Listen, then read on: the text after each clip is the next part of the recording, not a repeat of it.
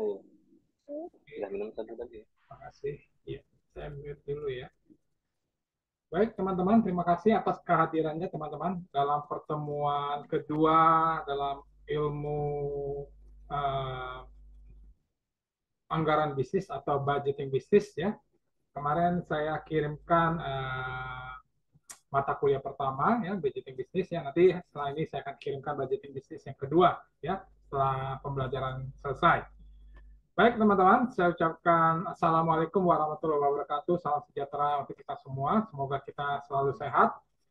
Dalam pertemuan kedua di hari Jumat, tanggal 22 September 2023 ya.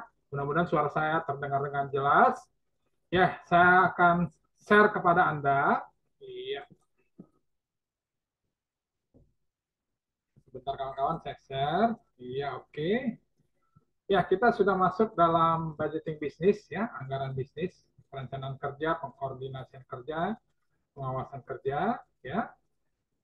Ya, mudah-mudahan nanti setelah ini saya akan kirimkan ada tugas ya. Tugas mohon dikirimkan ke email yang saya tentukan yang sudah Anda ketahui ya.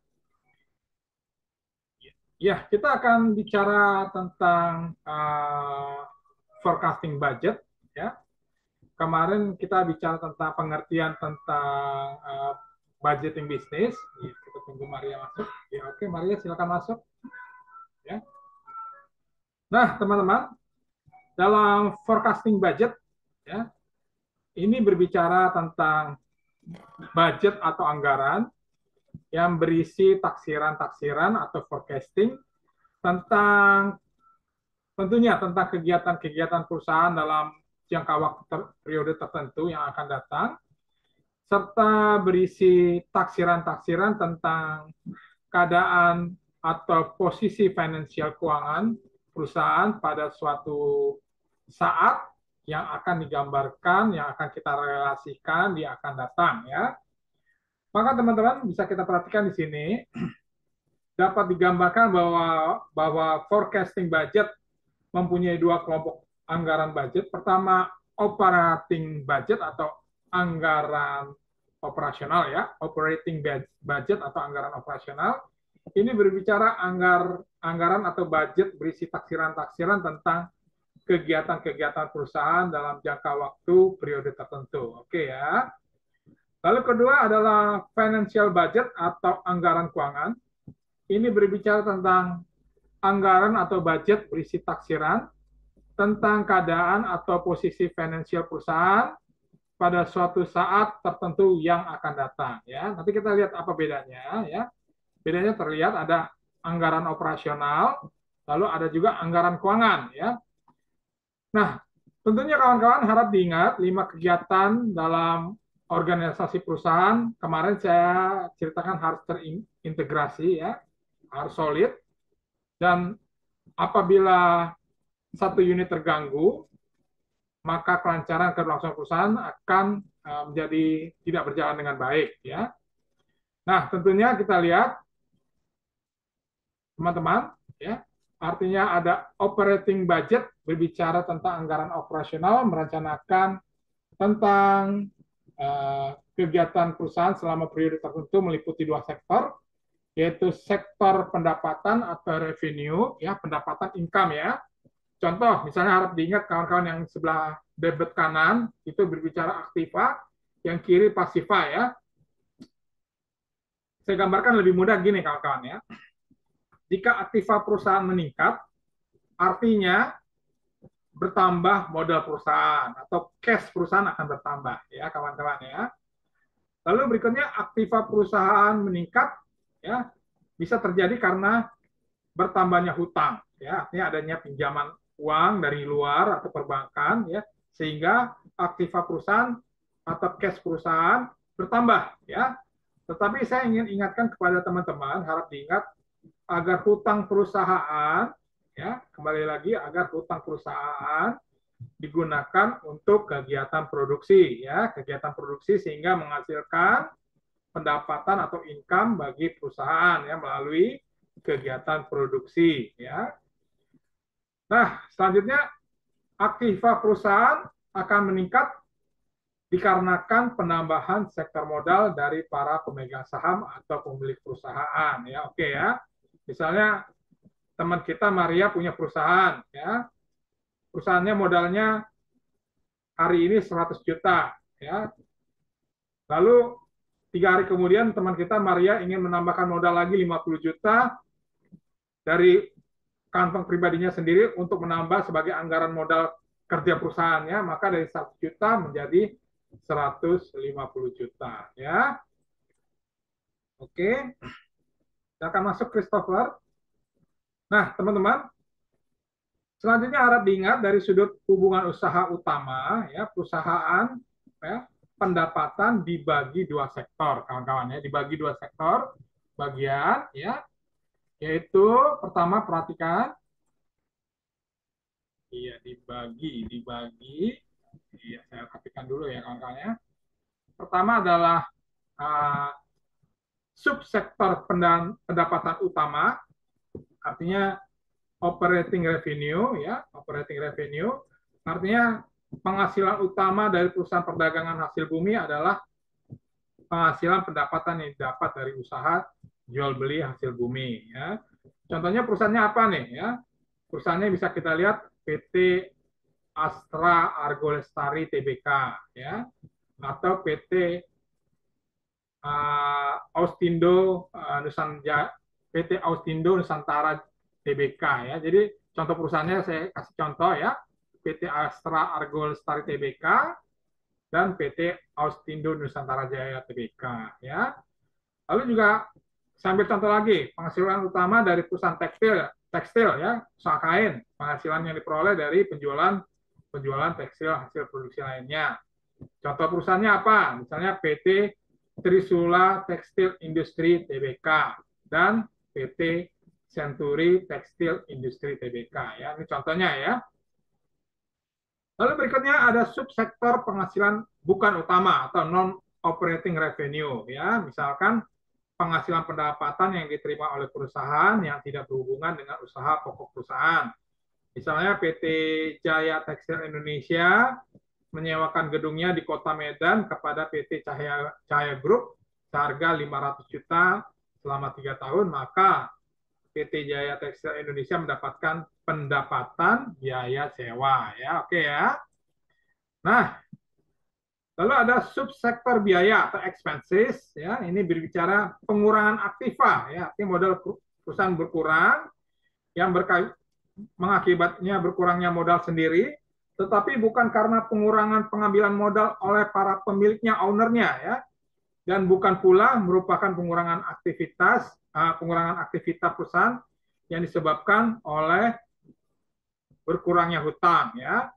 Misalkan kita lihat lagi ada 2 hal subsektor, yaitu subsektor biaya utama atau operating expense, ya.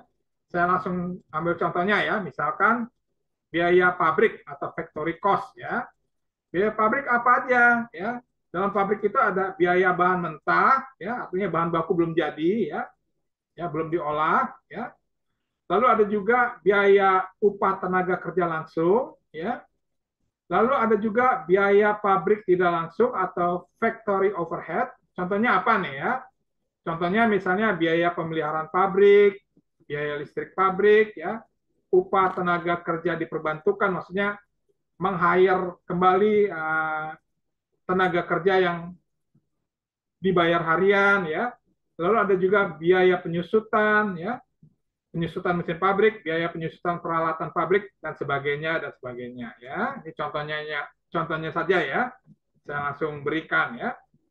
Lalu berikutnya ada biaya administrasi atau administrasi cost, ya. Ini mungkin kalian udah tahu ya. Misalnya gaji karyawan kantor, gaji pemeliharaan kantor, biaya perbaikan kantor, ya, penyusutan peralatan kantor, lalu ada juga penyusutan gedung kantor dan sebagainya, ya. Lalu ada juga kawan-kawan yang B-nya subsektor biaya bukan utama, ya, atau non operating expenses, ya. Ini biasanya adalah biaya untuk kegiatan sosial, ya, atau biaya CSR, yaitu corporate social responsibility, adalah kegiatan perusahaan dalam bidang sosial di lingkungan kegiatan perusahaan bersama masyarakat. Ya, misalkan teman kita Yohanes punya usaha bisnis dalam bidang tekstil, ya.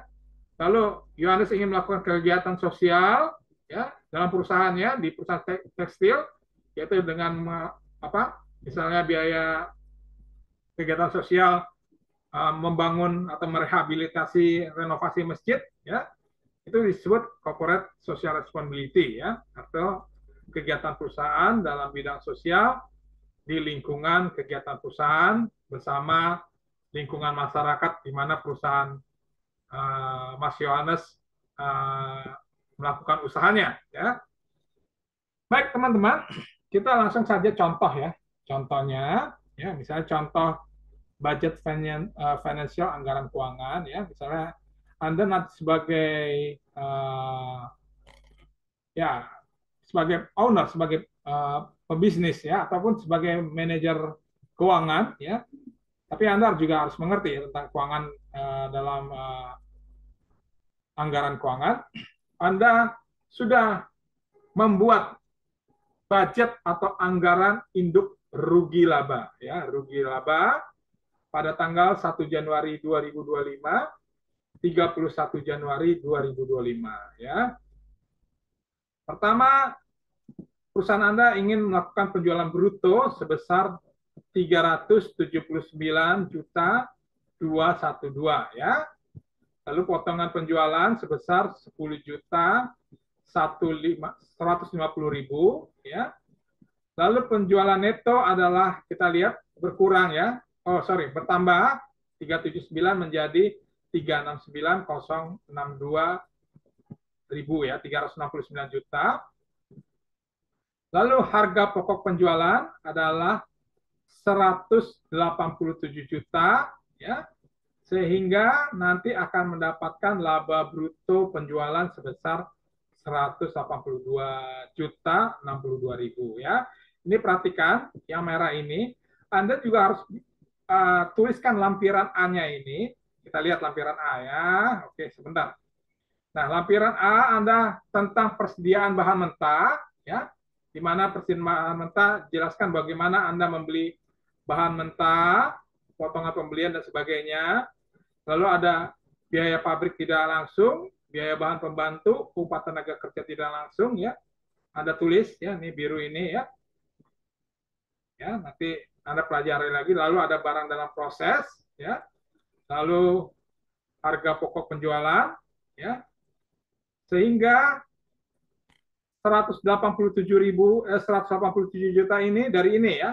Ini lampiran A, ya. Oke, ya. Nanti dibaca lagi kawan-kawan, ya. Maka kita taruh 187 ke sini, ya. Yang merah ini, ya. Oke. Sehingga lampiran bruto penjualan adalah 182 juta 62.000. Oke. Lalu biaya administrasi lampiran B Anda memperkirakan 23 juta 364, ya. Lampiran B Anda harus bikin, ya, bagan tersendiri. Tadi lampiran A, ya. Lampiran B adalah tentang operating perusahaan Anda, ya. Ada gaji karyawan kantor, biaya supplies kantor, biaya listrik kantor, ya, biaya telepon kantor, ya. Sehingga operating atau biaya administrasi sebesar 23 juta 364, ya. 23 juta 364. Nanti dibuka lagi YouTube saya sembari tulisannya, ya. Kita masukkan 23 juta. Ya, ini, ya, kawan-kawan, ya. Lalu ada biaya penjualan atau departemen marketing lampiran C adalah 30 juta 675.000, ya. Kita lihat. Kita buat bagannya lagi C, perhatikan C, ya. Ada gaji karyawan penjualan, biaya supply bagian penjualan dan berbagai hal, ya. Biaya iklan, biaya angkut penjualan, biaya asuransi bagian penjualan. Sehingga lampiran C adalah 30 juta 675.000. Oke, ya. Masukkan ke atas. Ya. Oke, ya. Sehingga B dan C menghasilkan 54 juta 039.000, ya. Artinya nih biaya administrasi penjualan ya. Sehingga penghasilan utama neto atau net operating income adalah 128 juta. Lihat kuning ini kurang yang biru ini ya, 54 juta, 182 juta kurang 54 juta dapatnya 128 juta 23 ribu ya. Lalu Anda juga buat lampiran ya, penghasilan bukan utama lampiran D ya, 16 juta 761 ribu ya. Tadi A, B, C, sekarang D ya. Kita lihat D apa? Perhatikan A, B, C, D ya. Artinya ini tentang penghasilan bukan utama ya, ada penghasilan bunga ya, penghasilan sewa gedung, penghasilan dividen keuntungan dari saham ya, laba penjualan gedung ya, dapatnya 16 juta 761 ya. Oke ya. Kita naikkan lagi 16 juta 761 ya. Nah, ini ya. Oke ya. Lalu biaya utama, biaya bukan utama adalah 9 juta 9.660 ribu, ini yang merah ini ya. Artinya 16 juta 761 ini penghasilan ya, dikurangi nanti warna merah biaya cost ya. Kita lihat lampiran E kawan-kawan. Nah lampiran E adalah biaya bunga 2.475 ya, biaya sewa 2.660.000 rupiah, rugi penjualan kantor adalah 4.525, jumlah biaya bukan utama adalah 9.600 ya. Dan kita naikkan yang E ya. Iya, 9.660.000, maka 16 juta kurang 9 juta adalah 7.101.000 rupiah ya. Lalu ada penghasilan neto sebelum pajak adalah 135 juta 124 ya. Oke. Ya, 124.000. Lalu pajak penghasilan rencananya adalah diperkirakan 25 juta 673.560 ya. Sehingga kita lihat penghasilan neto sesudah pajak adalah kita lihat 135 kurang 25 ya, mendapatkan ditambah yang 7 juta ya, 7 juta ini ya. Ya, mendapatkan 109 juta 450.440 rupiah ya. Jadi kawan-kawan, nanti dalam budget financial anggaran Anda sebagai bisnis Anda harus membuat budget induk rugi laba ya. Untuk tahun depan misalnya tahun 2025 ya, Anda harus memperkirakan ya anggarannya ya. Lalu keuntungannya adalah 109.450.440 rupiah ya. Lalu Anda juga buat lampiran A ya. Contohnya pengeluaran bahan baku ya, biaya bahan mentah dan biaya pabrik ya. Anda harus lakukan ya sesuai apa yang diinginkan oleh perusahaan ya. Sehingga mendapatkan nilai 172 juta 345, naikin ke atas nanti ya di laporan induk laba rugi. Lalu berikutnya ya 187 juta ya harga pokok penjualan ya. Lalu lampiran PTB jumlah biaya administrasi adalah 23 juta. Anda harus bikin lampiran khusus ya, pengeluaran gaji karyawan kantor, biaya supplies, biaya listrik, biaya pemeliharaan kantor, biaya telepon kantor, ya, penyusutan peralatan kantor, penyusutan gedung kantor ya. Lalu berikutnya Anda sebagai bisnismen juga harus juga ya, ini anggaran-anggaran atau pengeluaran-pengeluaran harus terpisah secara terperinci ya. Tentunya Anda harus punya catatan atau nota-nota yang sudah disusun dengan baik ya. Gaji karyawan penjualan ya, departemen marketing, biaya supply sebagian penjualan, biaya listrik dan sebagainya ya. Ada juga biaya iklan, biaya angkut penjualan, biaya asuransi bagian penjualan dengan jumlah biaya penjualan yaitu 30.675.000 ya. Lalu ada juga lampiran D PT Jaya Perkasa ya tentang penghasilan ya, penghasilan bukan utama ya. Bisa penghasilan bunga dari simpanan uang Anda di simpanan uang Anda di bank ya. Lalu ada juga penghasilan sewa gedung, ada penghasilan dividen dari Anda investasi saham di perusahaan yang bonafit ya, perusahaan yang sudah tercatat di TBK ya, di Bursa Efek Indonesia ya. Lalu ada juga laba penjualan gedung ya, keuntungan dari penjualan gedung Anda mungkin gedungnya ingin Anda jual kembali ya. Lalu jumlah utama penghasilan bukan utama terlihat 16.761.000 ya. Ini contoh sederhana aja. Lalu lampiran E adalah biaya bunga, biaya sewa, rugi penjualan kantor, ya jumlah biaya bukan utama sebesar 9.600.000 ya. Nanti habis ini segera saya kirimkan ya. Nah, sehingga rencana Anda ini tahun 2024 ya, Anda harus memperkirakan ya bahwa budget finansial anggaran keuangan Anda di perusahaan Anda harus ditentukan sebesar 109.450.440 ya. Ini anggaran ya, anggaran yang Anda tetapkan tahun 2025 ya, ini 2024.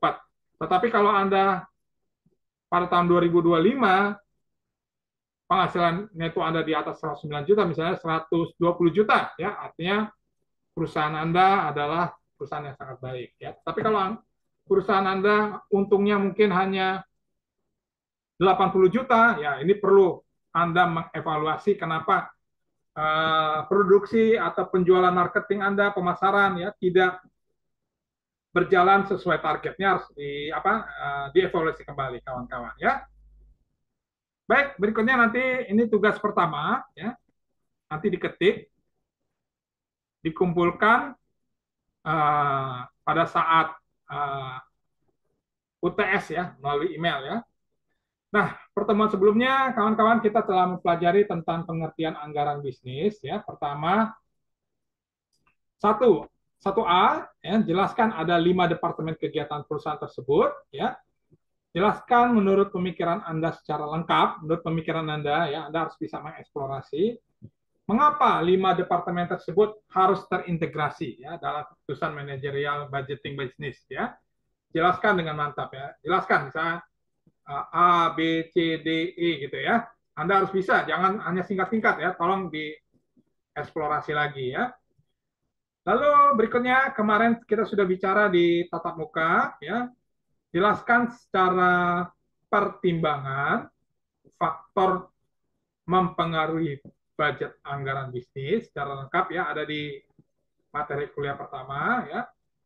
Jelaskan ya, kenapa perusahaan khusus teman-teman yang NIM ganjil, perusahaan PT Bank BCA, coba buka ya, kenapa perusahaan faktor budget anggaran atau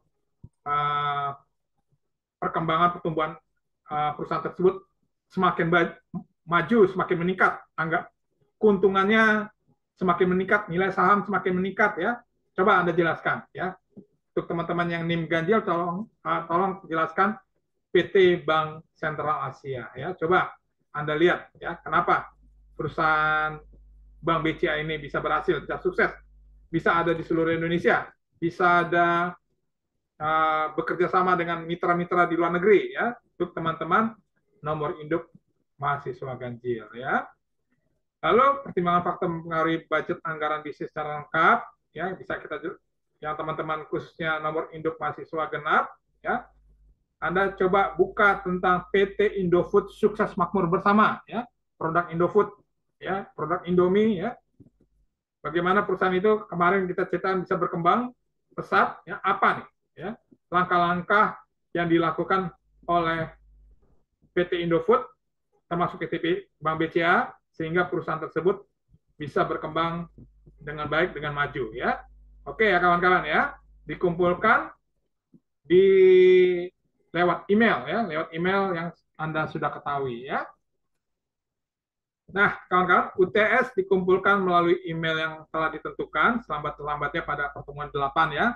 Pertemuan ke-8 atau setelah Anda UTS di kampus, ya pertemuan 9 oke lah ya. saya terima dengan baik, dengan lengkap ya. Nah, kawan-kawan, nanti ujian tengah semester ya, ujian tengah semester pertemuan ke-8 ya. Ini harus diadakan di kampus kita ya. Ingat kawan-kawan ya, harus dilakukan di kampus kita.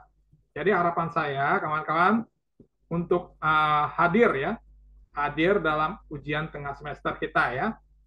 Nah, ini penting sekali sehingga kalau kemarin kan kita ujian lewat apa? Email ya. Sekarang kebijakan kampus ya agar UTS ya diadakan tatap muka di kampus termasuk ujian akhir semester ya.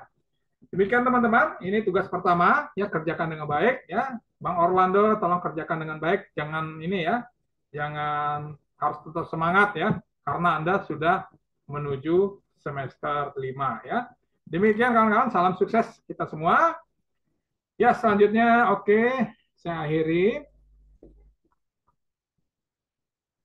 Oke, iya. Oke, kawan-kawan, mohon open kamera biar ada bukti saya di sekretariat CIG ya. Oke, hari ini Christopher, Bang Valentinus, Nostalgia ya. Sebentar aja ya, sebentar. Ya, sebentar agar ada bukti buat sekretariat ya. Oke. Iya. Ya, saya screenshot. Nostalgia, bisa Nostalgia. Halo. Halo. Ya, teman-teman, hari ini ada Maria, ada Sikra, ada Orlando, ada Valentinus, ada Nostalgia Simarmata, tidak on kamera, off kamera ya. Jadi teman-teman, nanti habis ini saya kirimkan materi kuliah kedua. Kita ketemu lagi minggu depan tatap muka ya, tatap muka ya, agar ada variasi dalam kuliah kita ya. Akhir kata saya ucapkan terima kasih teman-teman dalam pertemuan kedua dalam ilmu anggaran bisnis, budgeting bisnis ya. Semoga kita tetap semangat ya, sudah semester 5. Akhir kata saya ucapkan wabila wa taufiq hidayah. Wassalamualaikum warahmatullahi wabarakatuh. Salam sukses kita semua dan sampai jumpa minggu depan dalam pertemuan tatap muka. Terima kasih teman-teman. Salam sukses. Selamat siang Pak, terima kasih. Terima kasih Pak, selamat siang. Oke, terima kasih. Sukses semuanya. Sukses semuanya.